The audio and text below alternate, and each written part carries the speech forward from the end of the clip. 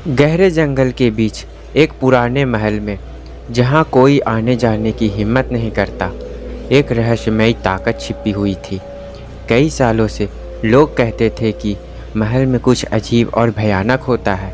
उस महल में एक डरावनी कहानी है, जिसे जानने की हिम्मत बहुत कम लोगों ने की थी। आज हम आपको उस महल की कहानी सुनाने जा रहे हैं, जहाँ काले जादू का साया हर कोने में फैला हुआ है। यह कहानी है दोस्ती, धोखा और अदृश्य शक्तियों की, जिसमें हर मोड़ पर आपको थ्रिल और ड्रामा मिलेगा।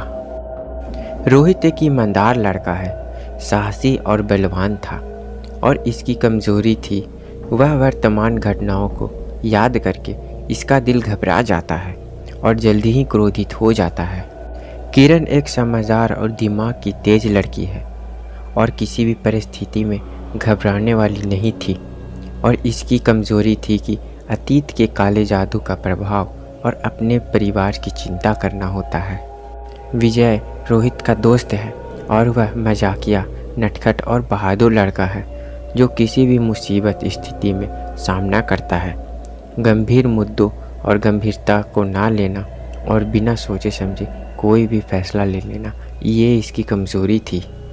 सीमा किरण की दोस्त है, साहसी, तेज़ दिमाग, काफ़ी ज़्यादा समझदार लड़की है, और इसकी कमज़ोरी थी अनजान खतरों को ना समझना और जल्दी घबरा जाना।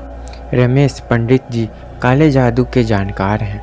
काला जादू का ज्ञान और रहस्यमयी शक्तियों का भी ज्ञान था, और उनकी कमज़ोरी थी अपने सुरक्षा के लिए सबसे पहले सतर्क होते रहते हैं।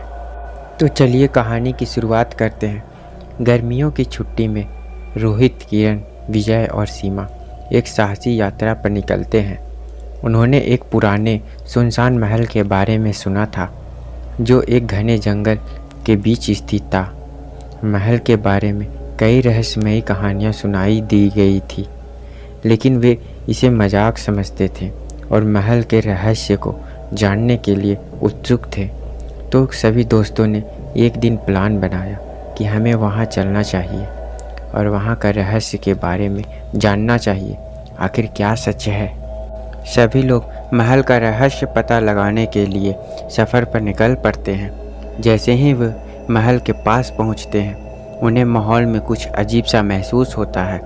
हवाओं में एक ठंडक सी अजीब सी गंध फैली होती है। महल का विशाल दरवाज़ा अपने आप खुल जाता है। दरवाज़ा अपने आप खुलने से सभी दोस्तों यह देखकर हैरान हो जाते हैं और वे अंदर प्रवेश करते हैं।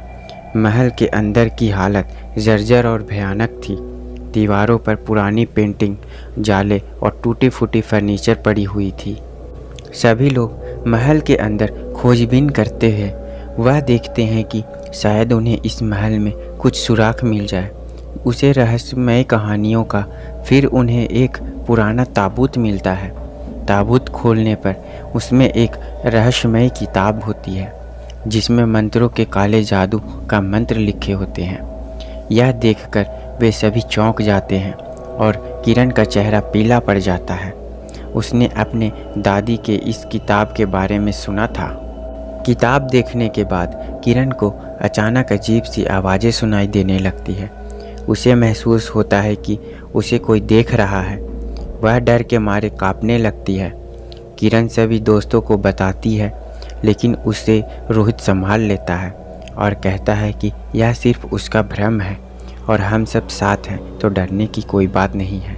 सीमा को महल के एक पुराने आईने में एक भूतनी दिखाई देती है, जो उससे बात करती है और कहती है यह महल उसकी कैदगाह है। यह सुनकर सीमा आराम से हो जाती है।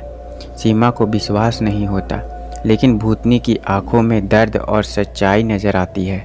विजय, जो हमेशा मजाक करता रहता है, किताब के एक मंत्र को मजाक मजाक में पढ़ता है। जैसे ही वह मंत्र पूरा करता है, महल के दरवाजे ज़ोरों से बंद हो जाते हैं। दरवाज़ा ज़ोरों से बंद होने के बाद सभी दोस्त डर जाते हैं और चारों दोस्त महल में फंस जाते हैं।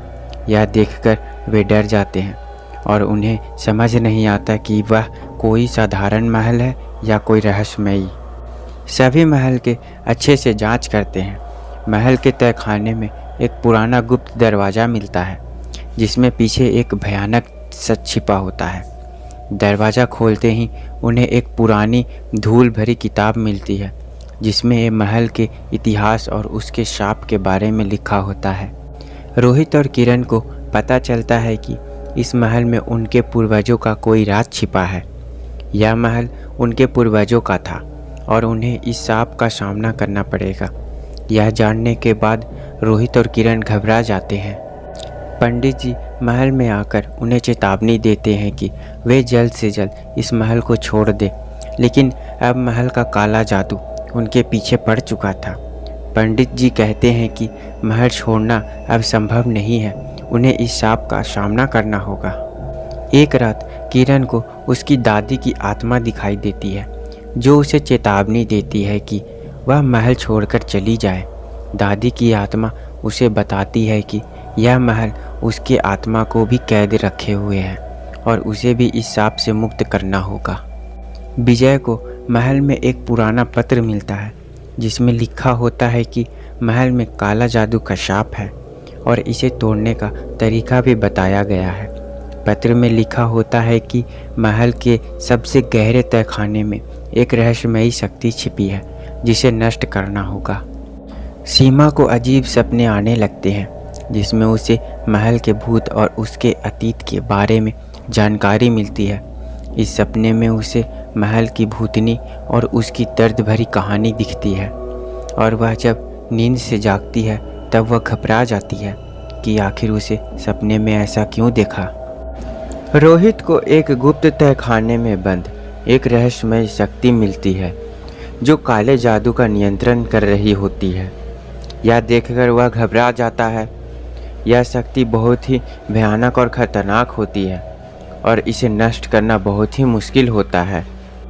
किरण और सीमा एक पुराने पुस्तकालय में एक किताब खोजते हैं जिसमें महल के श्राप को तोड़ने का मंत्र लिखा होता है, लेकिन इस मंत्र को पढ़ने के लिए उन्हें अपने जीवन की बलिदान देने की ज़रूरत होती है। यह जानने के बाद दोनों घबरा जाते हैं।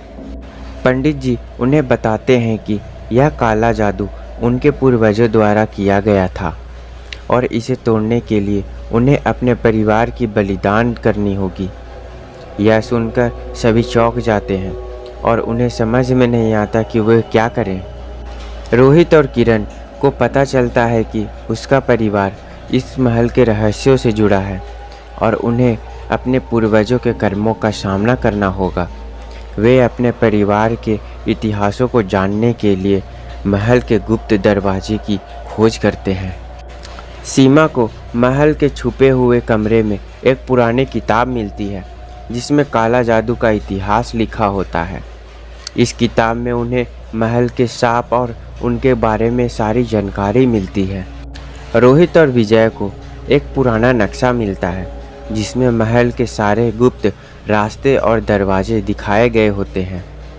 इस नक्शे की मदद से वे महल के सबसे गहरे तहखाने में पहुंच जाते हैं और उस दरवाज़ा को ढूंढने की कोशिश करते हैं। किरण को एक रहस्यमयी पत्र मिलता है जिसमें लिखा होता है कि महल का काला जादू तोड़ने के लिए उसे अपने जीवन का बलिदान देना होगा। यह पत्र उसे उसकी दादी की आत्मा द्वारा लिखा गया था। पंडित जी उन्हें बताते हैं कि महल का काला जादू तभी टूटेगा जब वे सब मिलकर एक विशेष पूजा करेंगे। इस पूजा के लिए उन्हें अपने जीवन का बलिदान देनी होगी। सभी दोस्त पंडित जी की बातों को सुनकर डर जाते हैं। पूजा के दौरान जैसे ही रोहित, किरण, विजय और सीमा मंत्र उच्चारण करने लगते हैं, महल के अंधेरे कोने में भूतों की चीखें और डरावनी आवाज़ें सुनाई देने लगती है। भूतों का हमला अचानक होता है। उनकी आत्माएं महल में उथल पुथल मचा देती है। दीवारों पर खून के धब्बे दिखाई देते हैं और एक अजीब सी ठंडक फैल जाती है। रोहित और विजय अपनी पूरी ताकत लगाकर भूतों का सामना करते हैं। विजय को एक भयानक भूत से भिड़ना पड़ता है जो उसके पास आकर उसे घसीटने की कोशिश करता है। रोहित अपनी निडरता और साहस के साथ उस भूत को रोकने के लिए एक पूरा मंत्र पढ़ता है। उसकी आंखों में एक अजब सी चमक आ जाती है। और भूत धीरे धीरे गायब हो जाता है। इस बीच किरण और सीमा पूजा के अंतिम चरण को पूरा करने की कोशिश करती हैं, लेकिन अचानक महल की दीवारें झटके से हिलने लगती है और एक गहरा गड्ढा खुल जाता है। इस गड्ढे में एक दानव जैसी शक्ति बाहर निकलती है जो पूजा को विफल करने की कोशिश करती है।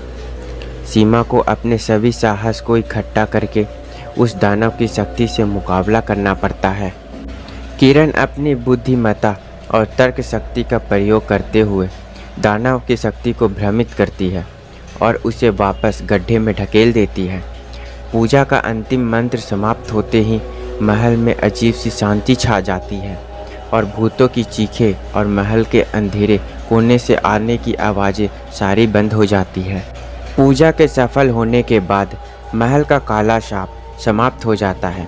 भूतों की आत्माएं शांति प्राप्त कर लेती है और महल के अंदर का सारा भयानक वातावरण समाप्त हो जाता है। चारों दोस्त जो अब तक इस भयानक स्थिति में फंसे हुए थे, राहत की सांस लेते हैं। फिर उस महल में वहाँ एक नई शुरुआत होती है। अब वहाँ कोई डरावना रहस्य नहीं है। महल एक ऐतिहासिक स्थल के रूप में पुनः खुलता है, जहाँ लोग उसकी अद्भुत और रहस्यमयी कहानियों को सुन सकते हैं। रोहित और उसके दोस्त अपनी ज़िंदगी की नई शुरुआत करते हैं और इस यात्रा में उन्हें एक महत्वपूर्ण सबक सिखाया है कि सच्चे साहस, मित्रता और एकाग्रता के साथ किसी भी चुनौतियों का सामना कर सकते हैं। महल में अब शांति हो गया है और भूतों का आतंक समाप्त हो चुका है। चारों दोस्तों ने महल की काली शक्तियों से जूझते हुए अपनी दोस्ती और साहस का परिचय दिया। इस यात्रा ने उन्हें एक नया दृष्टिकोण दिया है और उनके जीवन में एक नई शुरुआत का मार्ग दर्शित किया है। दोस्तों, आपका क्या कहना है इस कहानी के बारे में? कमेंट कर हमें अपनी राय बताएं। कहानी अच्छी लगी हो तो हमारे YouTube चैनल को सब्सक्राइब कर लीजिए। आज की कहानी समाप्त होती है। मिलते हैं ऐसी ही किसी और अनोखी कहानी के साथ। आज के लिए अलविदा।